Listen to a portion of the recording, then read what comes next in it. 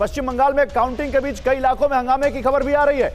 आसनसोल की तस्वीरें हमने आपको दिखाई थी। आसनसोल से फिर एक बार खबर है। आसनसोल में बीजेपी टीएमसी कार्यकर्ता आपस में भिड़ गए हैं। कूच बिहार और दीनहाटा में भी बवाल हुआ है। तो आसनसोल, कूच बिहार, दीनहाटा, बांकुड़ा से भी खबर है जहां बीजेपी और टीएमसी कार्यकर्ता भिड़े हैं।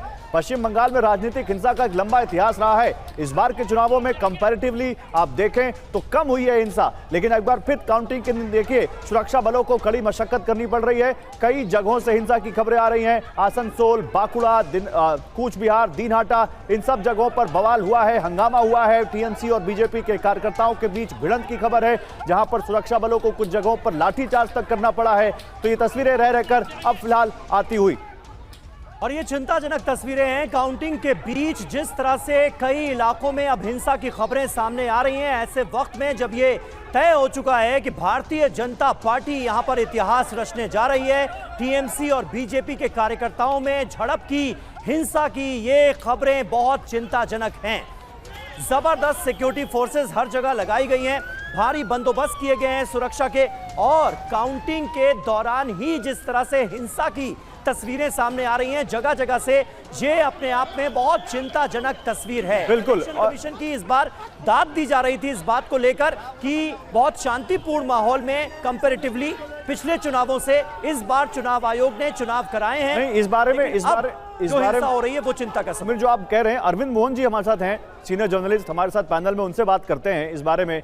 अरविंद मोहन जी, देखिए, चाहे वो काउंटिंग हो, चाहे वो पोलिंग हो 2 फेज की, चाहे काउंटिंग हो, ये तो है कि पश्चिम बंगाल में हमने पंचायत चुनाव से लेकर लोकसभा चुनावों तक राजनीतिक हिंसा का एक इतिहास देखा है। कई बार कार्यकर्ताओं की, कुछ पार्टियों की कार्यकर्ताओं की मौत तक की खबरें आती हैं।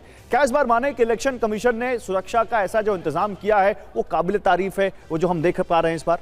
देखिए, चुनाव शांति से अगर कोई करा लेता है बंगाल जैसे राज्य में, बिहार जैसे राज्य में, तो वो काबिल तारीफ है ही, उस पे सवाल नहीं उठना चाहिए। क्योंकि चुनाव अगर वोट डालने में लोग डर के जाएं या वोट डालते हुए डरें, तो डेमोक्रेसी का वो अपने आप में कोई मतलब फिर नहीं रह जाता।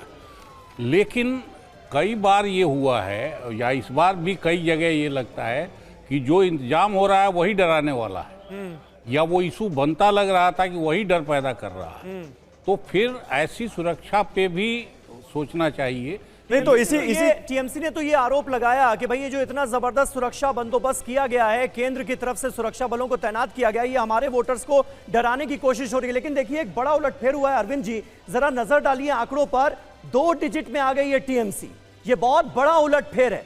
मतलब भारतीय जनता पार्टी जबरदस्त बहुमत के आंकड़े को पीछे करते हुई बड़े आंकड़े की ओर बढ़ती हुई नजर आ रही है। 191 और टीएमसी के खाते में 97 सीटें। ये बहुत बड़ा उलटफेर होता हुआ। कमोबेश अगर 20 सीटों को जोड़ दे इधर से उधर समीर, तो 215 पिछली बार जो मैक्सिमम सीटें टीएमसी की थी, पिछली बार 215 थी और बीजेपी की 77 थी। अब आप देखिए 20 सीटों का अंतर यहां पर बचता है दोनों तरफ। बिल्कुल, तो ये क्या आंकड़ा हो पाएगा देखेंगे, लेकिन अभी भी ये बहुत बड़ा उलटफेर है। जो आप कह रहे थे बिल्कुल सही है, जो बात समीर कह रहे थे सर, उसमें एक बात जोड़, मैं एक चीज ऐड करना चाहता हूं सारा रिजल्ट देखने के बाद जी कि अभी भी कांग्रेस टीएमसी का वोट जोड़ लीजिए तो बीजेपी के वोट से 1 आध पॉइंट ऊपर हो जा रहा है। परसेंटेज की बात कर रहे हैं आप। तो बीजेपी चुनाव जीतने के लिए क्या क्या करती रही है और किस लेवल का उसका प्रबंध रहा है, हम सब यहाँ बैठ के हैरान होते रहे हैं कि हर बूथ से लेके ममता के कंस्टिट्यूंसी में हर जगह, और ममता को या कांग्रेस को इतनी अकल नहीं रही कि कम से कम इस किस्म के अलायंस तो कर लें जिसमें कोई झमेला नहीं था। मतलब आप ये कह रहे हैं कि अगर टीएमसी और कांग्रेस पार्टी साथ आ जाते पश्चिम बंगाल के अंदर तो कुछ स्थिति बेहतर हो सकती थी, बदल जाता। ये असम में भी दिखाई देता है एआईडीएफ। अब ये क्यों और कौन स्ट्रेटजी बनाने वाले लोग हैं यहाँ, और उनका गुमान इतना ऊपर क्यों है? अगर नरेंद्र मोदी और नहीं, इसमें एक सवाल और जोड़ लीजिए, मैं फिर से सुरक्षा वाले मुद्दे पर आऊंगा। आपने कहा कि ऐसा माहौल बना दिया गया लगता है जहां टीएमसी के वोटर नहीं निकल पाए, लेकिन एक और इसमें व्यू है, कुछ पॉलिटिकल पंडित कहते हैं कि ऐसा सुरक्षा का माहौल दिया गया जिसमें वो वोटर जो डर जाता था, जो घर से नहीं निकलता था, वो निकला इस बार, और शायद इसीलिए बीजेपी के वोटों में इतनी बढ़त दिख रही है। बार बार कहते रहे बीजेपी के तमाम बड़े नेता कि इस बार भयमुक्त वोटिंग नहीं, एंटी इनकमेंसी अगर है काफ़ी तेज और चुनाव जिस तरह से हुए हैं तो ये रिजल्ट आ सकते हैं, या आए हैं तो आ सकते हैं, क्या आ गए। लेकिन ये भी फैक्ट है कि जो कर रहे थे एसआईआर से लेके ये सब लोग, वो उसने एंटी इनकम्बेंसी वाले इशू को पीछे छोड़ दिया। अब बंगाल के वोटर के दिमाग में वो बैठा रहा, दिल्ली में बैठे हमारे जैसे राजनीतिक पंडितों को वो समझ में नहीं आया, हमको उल्टा लग रहा था। लेकिन अरविंद जी, एक बात और शुभेंदु अधिकारी ने कही कि इस बार जो पढ़े लिखे बंगाली वोटर्स हैं उनका भरोसा बीजेपी के प्रति जगा है और वो ममता बनर्जी से अलग हुए हैं, टीएमसी से वो वोटर्स अलग हुए हैं, पढ़े लिखे बंगाली वोटर्स। तो देखिए बंगाली भद्रलोक का भरोसा कैसे जीता भारतीय जनता पार्टी ने। जब हम इस सवाल का जवाब ढूंढने की कोशिश करते हैं तो 3 शख्सियतें सामने आती हैं। 3 शख्सियतों की बड़ी जिम्मेदारी। अशोक लाहिड़ी को बनाया गया नीति आयोग का उपाध्यक्ष बीच चुनाव में गोवर्धन दास को बनाया गया नीति आयोग का सदस्य, और इससे पहले हमने दिनेश त्रिवेदी की तस्वीरें दिखाई जिन्हें बांग्लादेश में हाई कमिश्नर नियुक्त किया गया। ये देखिए दिनेश त्रिवेदी की तस्वीर।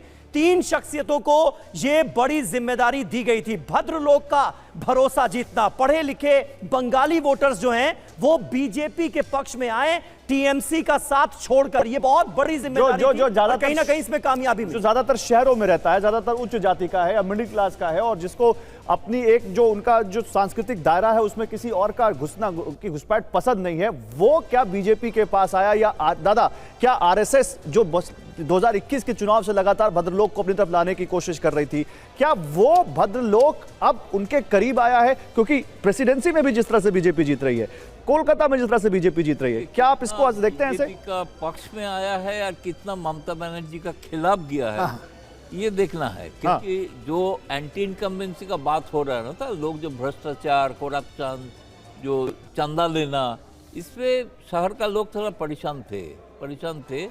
और इसमें ये था कि आपकी मकान बना रहा है, मकान खरीद रहा है, तो लोकल टीएमसी लीडर्स को कुछ रिश्वत देना ही पड़ेगा।